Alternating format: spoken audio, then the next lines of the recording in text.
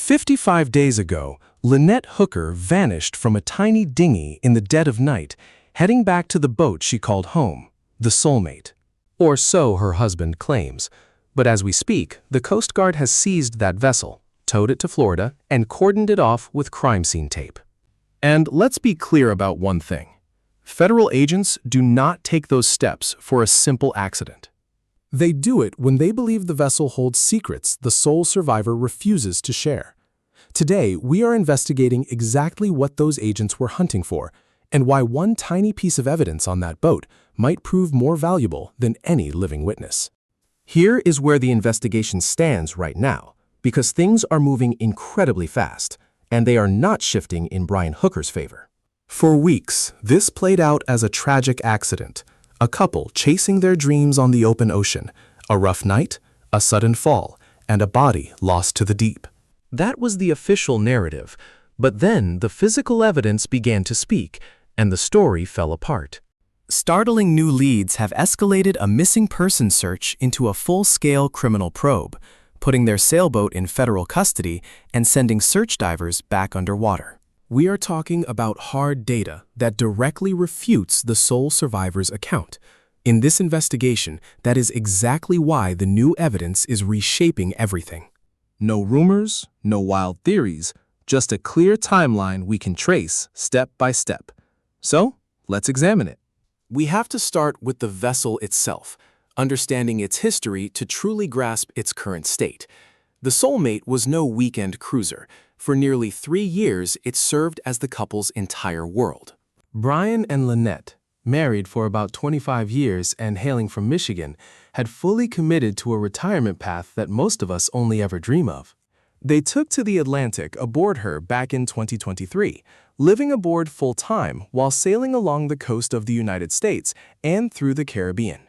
They documented their entire journey for a small but dedicated online audience under their brand, The Sailing Hookers.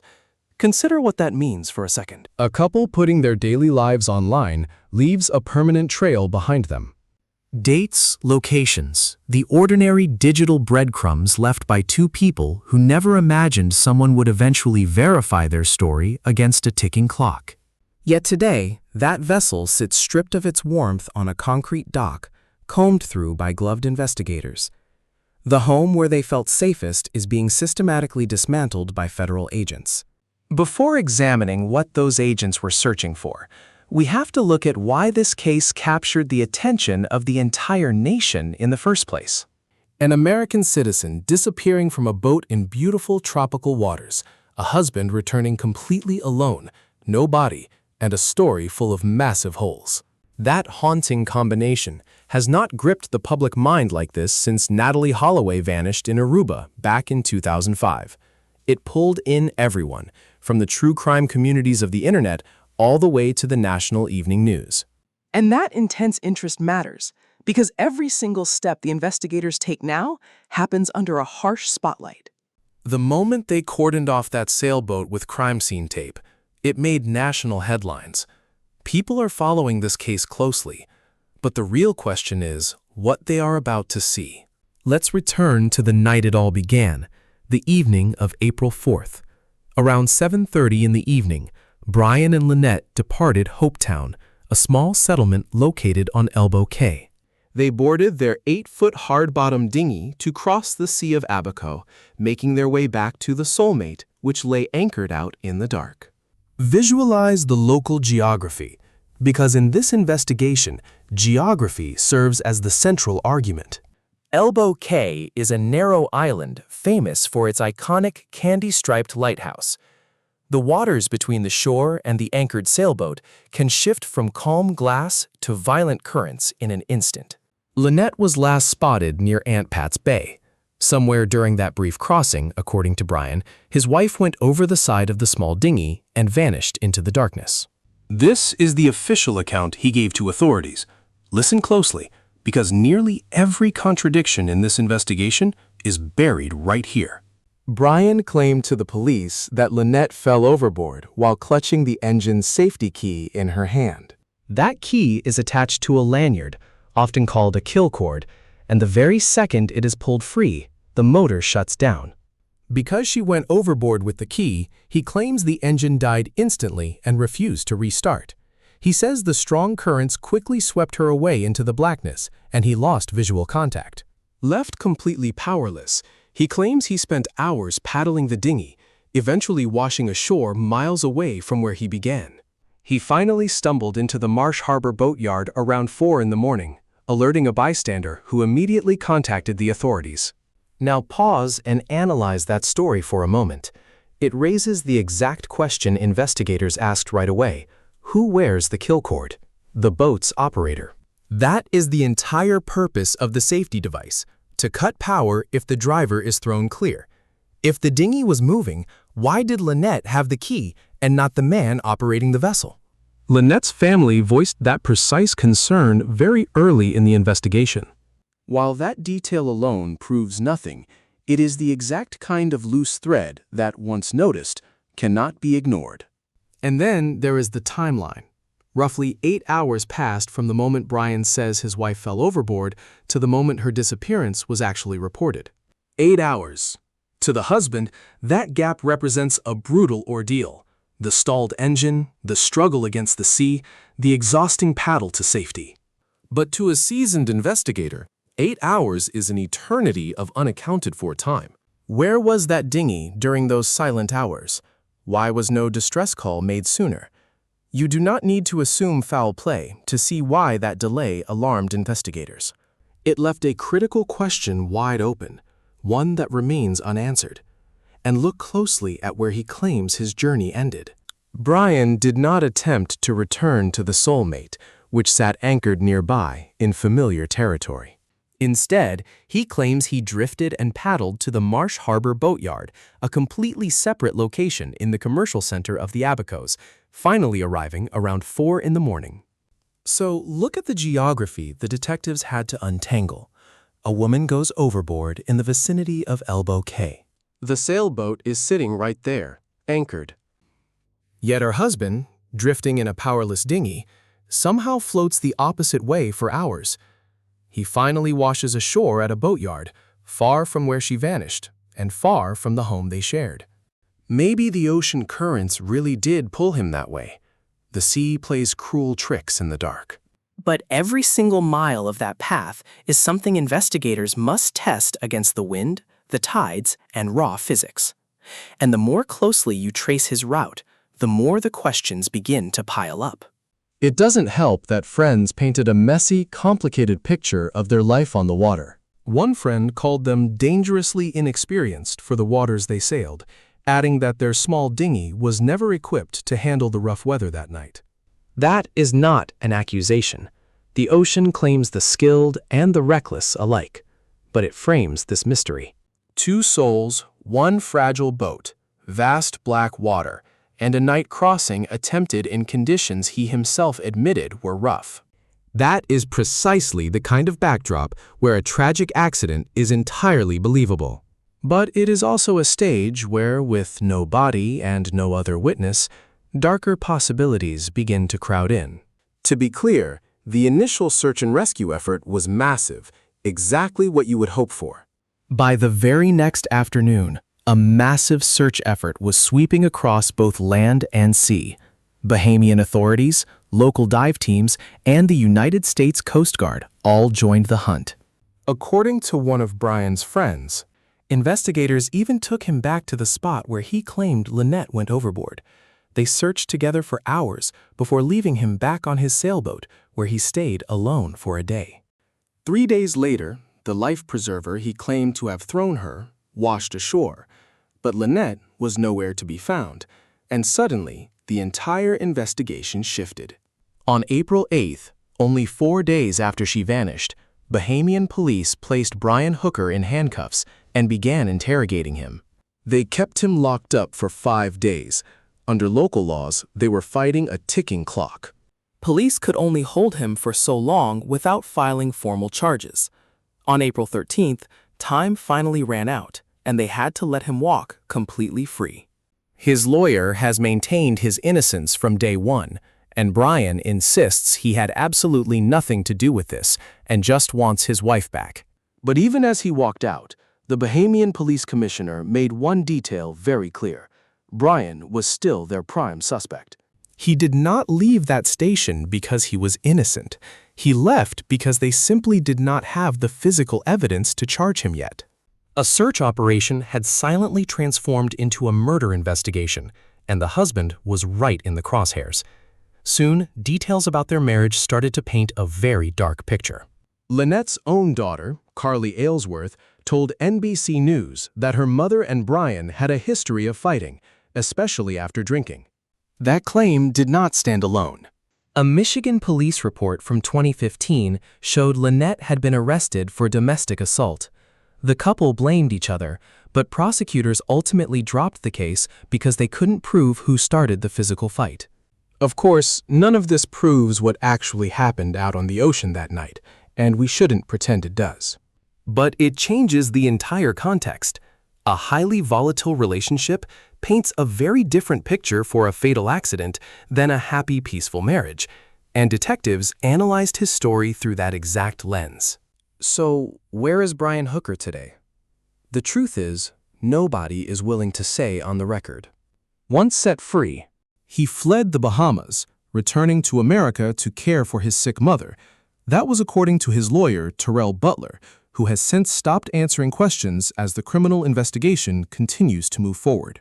Brian has completely vanished from the public eye, but what he did next, according to CBS News, shocked everyone.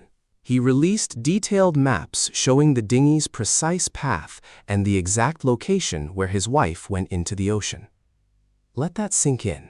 A suspect in an active case didn't just give a statement, he drew it. He literally mapped out his story, and as we will see, it might be the biggest mistake he ever made. To be fair, Brian's public story has never wavered, and we must look at his claims as closely as the suspicions. During the days after Lynette vanished, he wrote online about his grief, calling it a tragic boating accident in rough seas and heavy winds. He claimed the brutal conditions ripped them apart despite his best efforts, and that locating her was his only goal. Later, speaking directly to NBC News, he made his message clear. He never hurt Lynette, he never would, and his only hope is to find her. I have never harmed Lynette, and I never would harm Lynette, and I want to find her. Those are his exact words, and he is fully entitled to the presumption of innocence. The problem isn't that he remained silent. The real issue is that the more detailed his story becomes, the easier it is for cold hard facts to tear it apart. Meanwhile, her family has been left entirely in the dark. Lynette's mother, Darlene Hamlet, says police rarely contact her, and she has not spoken to Brian since that night. Her daughter, Carly, now speaks for the family in public, marking each painful milestone as they pass. The first Mother's Day without her mom, and the realization that she will never get another text message. But Carly also shared a specific detail that still haunts everyone following this case. She revealed that Brian left a voicemail claiming he had thrown a life preserver to her mother right after she fell into the water. That detail cuts both ways. While it matches the life preserver found on the shore, it is one more piece of his alibi that must now be weighed against what the forensic evidence actually shows. The family has quietly made one more move, too. They have handed over their own DNA to investigators. You do not volunteer your genetic code to let it collect dust. You offer it so if biological evidence is found, science can instantly identify it. If you have been tracking this mystery as closely as we have, you can feel the ground shifting under the entire case. Do us a quick favor and subscribe now so you do not miss the next development, because the twist that broke this case wide open is precisely where we are heading. Here is the revelation that changed everything. Brian Hooker carried electronic devices the night his wife vanished, and those gadgets silently recorded his every movement. And United States officials close to the investigation now reveal that the GPS data recovered from those electronics flatly contradicts his original story. Let that reality sink in. The path he described, the exact coordinates where he claimed Lynette fell, the destination he pointed search teams toward, that was the narrative everyone trusted. But authorities now say it sent searchers hunting in completely the wrong section of the Sea of Abaco. The digital trail shows a device traveling out onto the water, pausing in the Sea of Abaco, and then heading back to the mainland.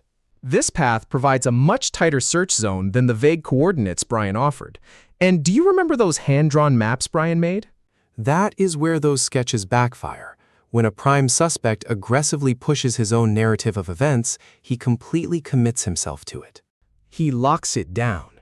Yet it is that exact locked-down story that his cell phone now refutes. A suspect can spin a tale with total confidence and still lie. But a phone tracking coordinates in your pocket has no idea it will someday testify against you. It never gets nervous. It never forgets. It simply logs the truth and waits. And that damning discrepancy was not ignored. The Coast Guard is preparing to request permission from the Bahamas to deploy American divers into fresh sectors of the Sea of Abaco, areas completely ignored during the initial search because Brian's timeline pointed investigators elsewhere. And because this critical search area lies within Bahamian territory. Even with an American boat, this next step requires deep cooperation between two nations. Consider what it takes to launch a new deep-water search weeks later in foreign territory, based solely on digital forensic data. Underwater recovery is slow, expensive, and incredibly hazardous. You do not send specialized divers to search a new ocean floor on a mere hunch. You deploy them only when you are certain of the location. They are not revisiting the old coordinates. They are heading to a fresh spot dictated by data, not the husband.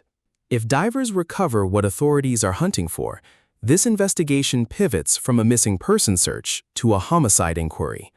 Suddenly, it becomes clear why federal agents impounded that vessel. Now, let us examine how they seized the vessel, because that operation is a story in itself.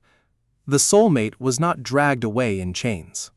The sailboat departed Marsh Harbor under its own sails, heading toward the United States, appearing to any observer like a boat simply returning home. Lynette's daughter knew the ship was gone, but to anyone watching the horizon, nothing seemed out of the ordinary. Yet 1 week earlier, the federal investigation had already narrowed in a way that foreshadowed this dramatic escalation.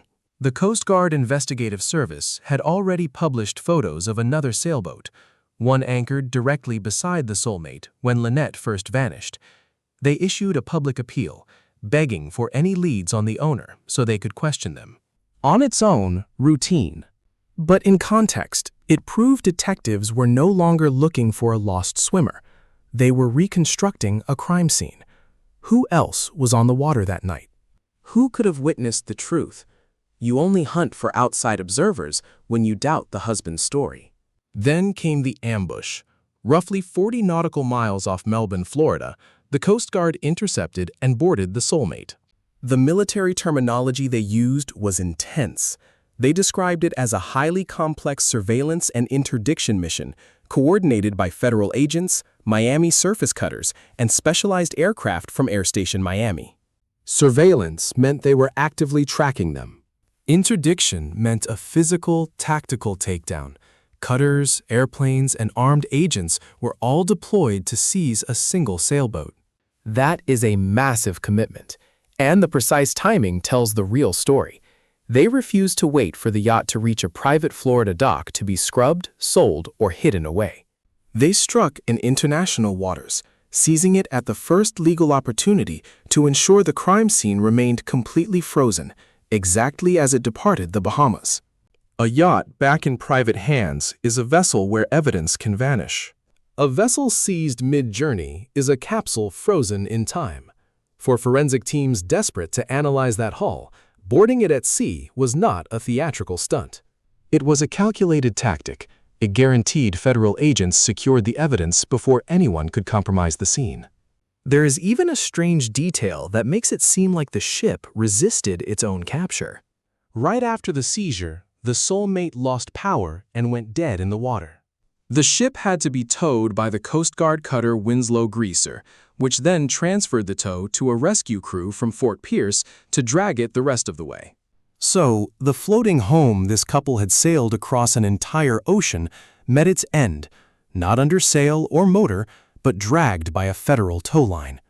Once at Fort Pierce, the scene changed instantly. Yellow crime scene tape wrapped the hull as gloved forensic specialists worked the vessel for days. Federal authorities confirmed the yacht was seized as part of an active homicide investigation, being processed for DNA. And all of this meticulous, highly structured protocol is not for show. It is designed to preserve the chain of custody. For physical evidence to hold up in court, investigators must account for its exact journey, where it sat, who handled it, and how securely it was preserved. From seizure to trial, every step matters. By seizing the soulmate at sea, towing it under strict control, and processing it by the book, they were safeguarding the evidence, not just collecting it. Every photo, every visitor log, and every sealed sample forms an unbreakable link in that chain of custody. When a case relies on physical proof, the defense attorney will always target how that evidence was handled first. This methodical care at Fort Pierce is essentially the sound of a heavy door slamming shut before anyone can pry it open. But the vessel did not stay there. They relocated it to Fort Lauderdale, a detail that sounds mundane, until you realize Fort Pierce simply could not lift the boat out of the water. To fully inspect a vessel, you must haul it out completely. A boat sitting in the harbor can only be searched from the waterline up. Once a boat is propped up on stands, forensic teams can examine every inch, from the deck down to the keel. They scan the hull, the bilge where liquids pool, the dark spaces beneath the floorboards, and the fittings passing through the bottom. Transferring the boat to a dry dock is the hallmark of an investigation determined to leave absolutely no stone unturned. Here is a detail that catches people off guard. You would think seizing a private citizen's home requires a warrant and piles of probable cause. But with an American-flagged vessel, it does not.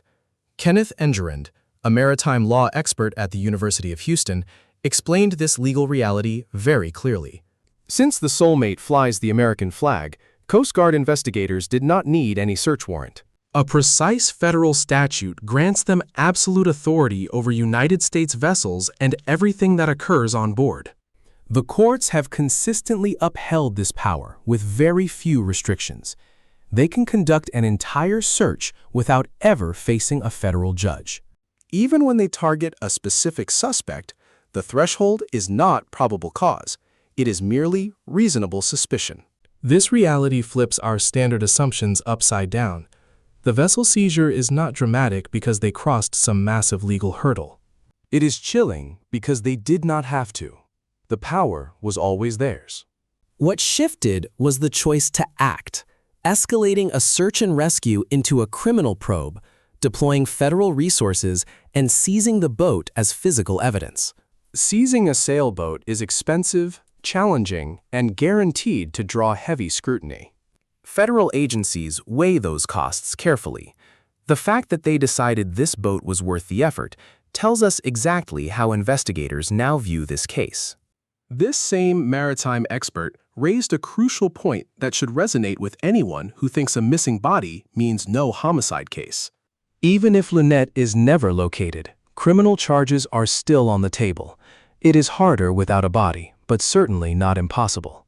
Investigators are assembling the evidence alongside the U.S. Attorney in Florida, signaling that an American courtroom is already waiting. The disappearance occurred in Bahamian waters, which is why local Bahamian police launched the initial investigation. But the boat is American. Both hookers are American citizens, and by bringing the ship to Florida, the Coast Guard established clear federal jurisdiction over the case. Consider the massive institutional weight now lining up behind this. The Coast Guard Investigative Service is driving the probe. The FBI laboratory in Quantico, Virginia, is processing forensic evidence. And a U.S. Attorney's Office is preparing to evaluate charges, while Bahamian police watch from their territory. This is not the footprint of a closed accident. It is the footprint of an open question that powerful agencies are determined to answer. So what secrets can they pry from a sailboat like this? Far more than you would expect. A modern sailboat is no longer just wood and canvas. It is a floating computer wrapped in sensors, and its memory is absolute. Take navigation. A vessel like the Soulmate runs on a digital chart plotter, the electronic brain logging exactly where it traveled, when, and how fast. It also carries an automatic identification system, the AIS, which constantly broadcasts the vessel's identity, precise coordinates, and speed to other ships and shore stations. For any sailor, the AIS is a vital safety tool designed to prevent catastrophic collisions at sea. It is what keeps a massive cargo ship from crushing you in the dark. For a couple navigating open waters at night, it is almost never switched off. To a detective, however, it is a silent witness that records everything without ever being asked. And that digital witness is precisely where the first crack in the story appeared, long before anyone inspected the vessel. Marine tracking data from Vessel Finder reveals the Soulmate's AIS went completely dark at 9:29 on the night of April 4th, the very evening Lynette disappeared, and remained silent until 8:40 the following morning. That is a blackout lasting over 11 hours, blanketing the exact window when Brian claims his wife fell overboard and he paddled to shore alone. The vessel that usually broadcasts its every movement fell silent during the most critical hours of the entire mystery. The transmission died at 9:29. Brian claims he spent the night struggling to reach land, arriving at the boatyard around 4 in the morning. Yet that transponder remained mute until 20 to 9 the next morning, well after he reported her missing, and reportedly after search teams had already escorted him back out to the vessel. This signal blackout covers the entire crucial window, and it was certainly not some isolated technical glitch.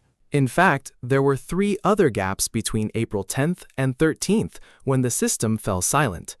Our legal expert described the timing of these blackouts as highly suspicious. Of course, equipment fails and systems get turned off, but a boat that records everything going silent during those exact hours is not something any investigator would simply ignore. Then there is everything else on board, including any security cameras they had installed. Lots of live-aboard sailors set them up for security at anchor and to document their travels. Personal devices left in the cabin, the boat's power logs, the quiet digital ledgers that record exactly when systems drew current and when something was switched on or off. The days of sailing off the grid are over. Today's cruisers use satellite internet in the deep ocean, smartwatches tracking movement around the clock, and phones syncing to the cloud the moment a signal appears. A couple who built a massive following from their travels relied on exactly that kind of constant connection. None of this technology was installed to solve a crime, but all of it can be read by people trying to.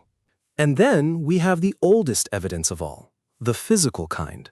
A cabin and deck can be swept for blood, hair, and fibers, the tiny traces a person cannot fully scrub from a sealed fiberglass space, no matter how hard they try to erase them.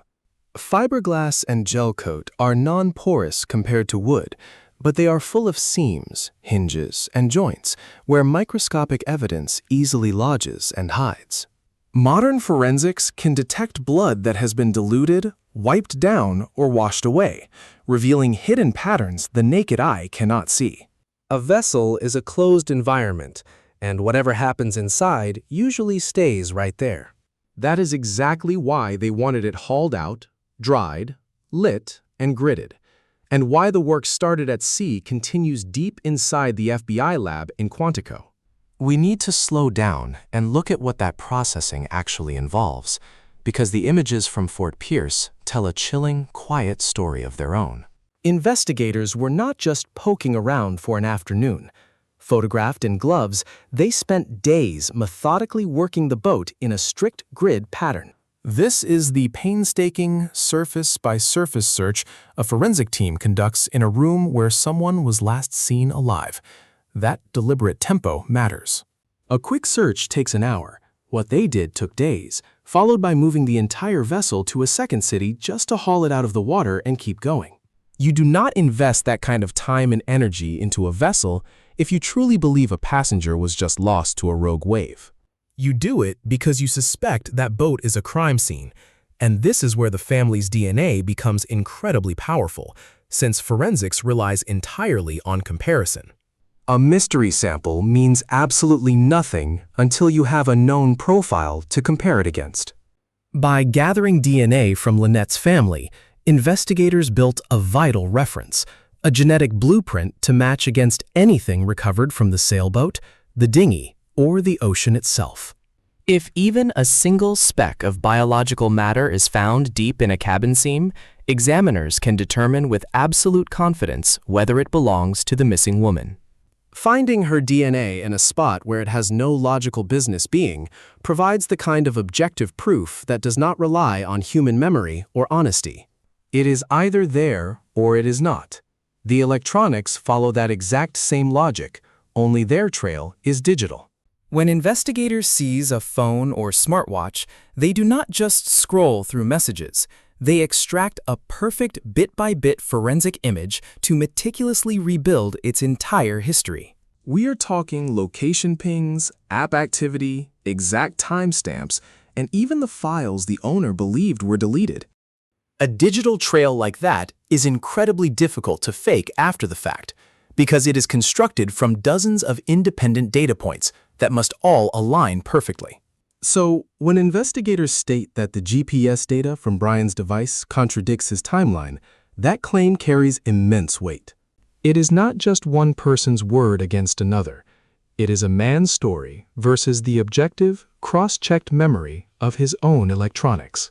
Which brings us, at last, to the smallest physical object in this entire investigation, and perhaps the most crucial, the dinghy. And I mean the small dinghy, not the massive sailboat, because that is the detail so many people keep overlooking.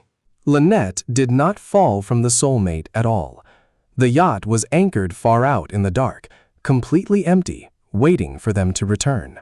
She went over the side of that 8-foot tender, out on the open water, with Brian right beside her. Everything he claims happened that night, the lost ignition key, the stalled engine, the grueling hours of paddling, comes down to that small tender and the outboard motor bolted to its transom. Which means, as strange as it sounds, the ultimate answer to Lynette Hooker's disappearance might not be found on the seized sailboat at all. It could be locked inside the memory of a single outboard engine. And a modern outboard motor is far from a simple machine.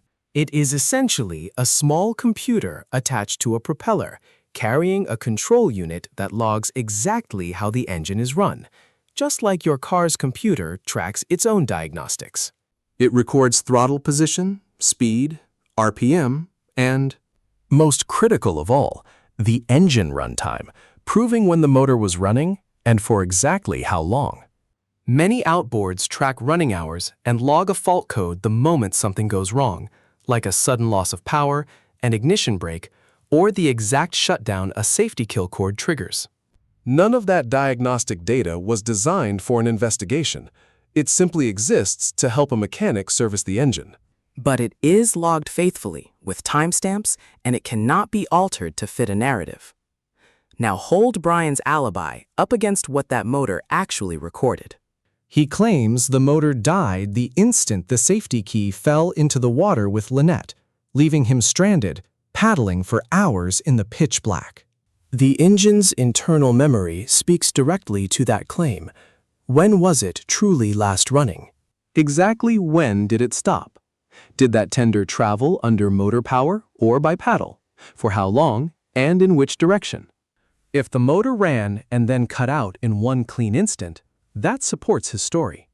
But if it ran longer, stopped and restarted, or covered distance that manual paddling simply cannot explain, it points to a very different scenario. If the record and the story clash, both cannot be true.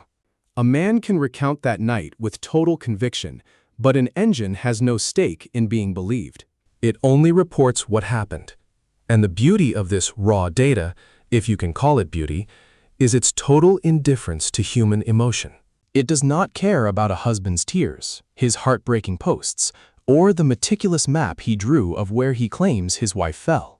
A jury can be swayed by a grieving husband, or unsettled by one who seems too calm, but data moves no one, and it answers to no one.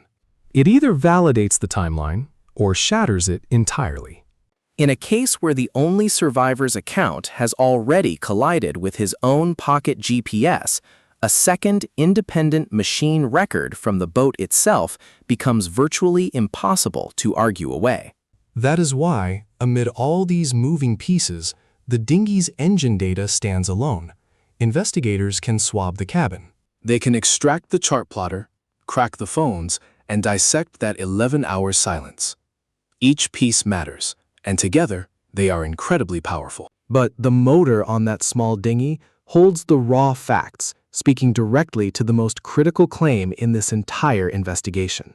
The assertion that the motor failed, leaving a husband to paddle back alone. Once detectives extract that data, the one piece of evidence that physically cannot lie falls into the hands of specialists trained to make it speak. For 55 days, the only narrative in this mystery has belonged to the man who returned. This engine may well become the second voice. In an investigation with no body and no eyewitnesses, that second voice could finally be the one that decides everything. Let me leave you with the very question that detectives are almost certainly asking themselves right now. If the engine's log confirms his story, a key lost at sea, a failed motor, a grueling paddle home, then this remains a heartbreak, nothing more. But if that data contradicts him, then everything we thought we knew is completely wrong. Drop a comment with your thoughts on what that motor recorded on April 4th, and whether you think this fresh search will finally bring Lynette home. Does Brian Hooker's account hold water, or has the digital data already revealed the ending of this tragedy? I read every comment, and I genuinely want to know your theories. If you want more methodical, evidence-first breakdowns as this mystery unfolds, hit subscribe and turn on notifications so you never miss an update. But there is one last detail before we go. Brian Hooker has not been charged with any crime. He has firmly maintained his innocence and is fully entitled to the presumption of innocence. The inconsistencies detailed here are based on claims by United States officials and major news outlets, none of which have been proven in court. As of this recording, Lynette Hooker has not been located, and the active investigation remains ongoing. All information is sourced from Coast Guard statements and reporting by Fox News Digital, CBS News, ABC News, CNN, and NBC News. And these details may change as new information comes to light.